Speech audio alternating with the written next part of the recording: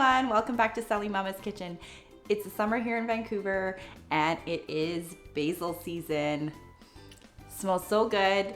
I'm gonna be showing you how to make a really quick and easy pesto recipe. It's so easy and all the kids that I know anyways love it, so let's get cooking. So for this recipe, you're gonna need 1 garlic clove, a 1/4 cup of walnuts or any nuts of your choice. I happen to always have walnuts in my house, so that's what I use.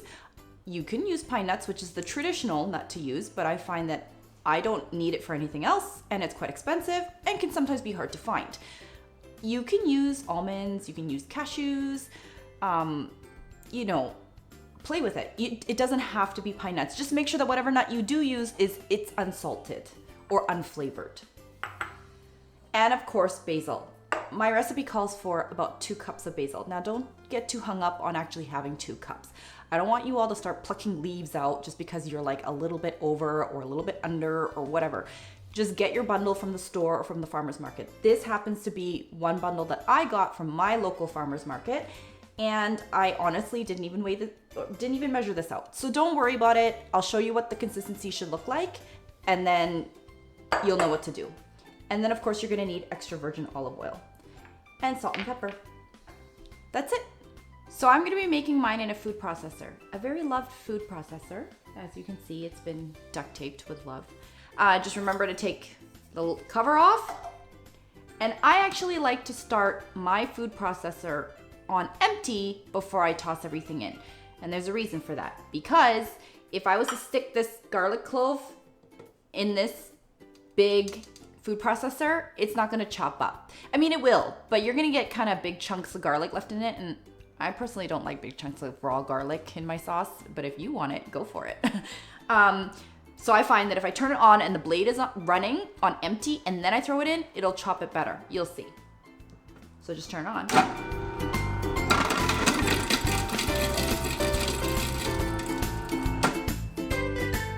And as you can see, it chopped it up pretty good.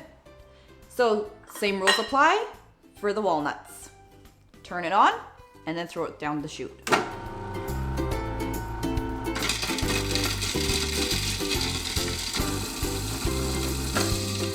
And as you can see, it's pretty well chopped. So now we're gonna add the basil. Of course, there's so much basil you can't shove it through the top of the chute, so we are gonna put it straight in. And I know it looks like a lot, but believe me, you're not gonna get much out of it. So I've put all my basil in and just turn it on. And once you get a good rough chop on it, you're gonna get this. It's a coarse chop, which is fine. We are now going to add the olive oil. We're gonna drizzle it in.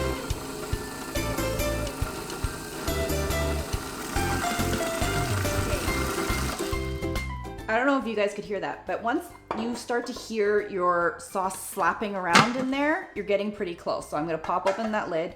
I'm gonna give my sauce a scrape down. If you're using a hand blender or anything, make sure you're doing the same thing. Just scrape it down because sometimes it doesn't always get the stuff on the bottom or the sides. So just give it a good scrape.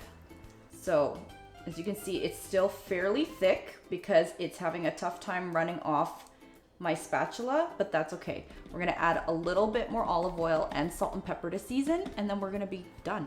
So I'm gonna turn it back on and add a little bit more olive oil.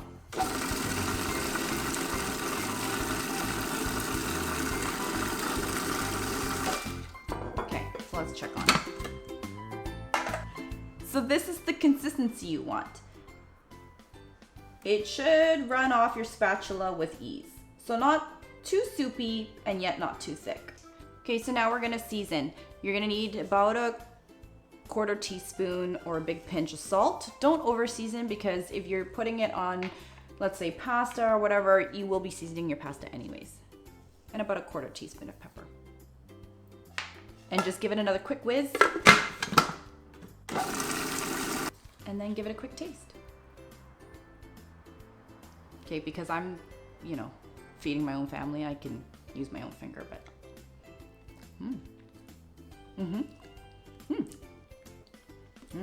it's perfect. Okay, So we're ready to now store our pesto. Now you can of course just dump it straight out of here into whatever you're wanting to do, but I like to make a big batch and store it in a glass jar. This is just an old jam jar because I am never one to waste. So I always keep my old jam jars, stick it in the dishwasher to give it a good wash, and then I can use it for anything, for storing anything, which is great. And it keeps really well in the fridge for up to 10 days in a glass jar.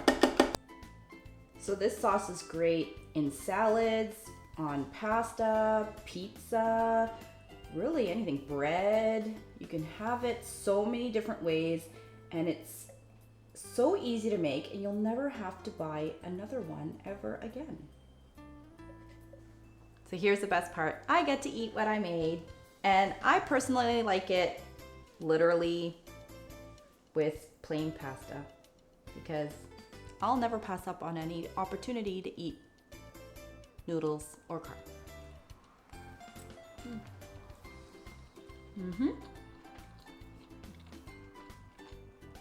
It's so good. Give this recipe a try. It's so easy to make and it's so good, and you'll never have to buy jarred pesto ever again because, to be honest, I always find that they taste kind of weird anyways. So enjoy.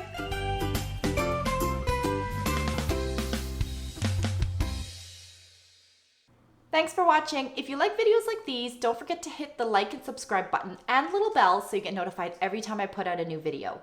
For full recipes, you can always check out my website, and don't forget you can leave your questions and comments below. See you next time.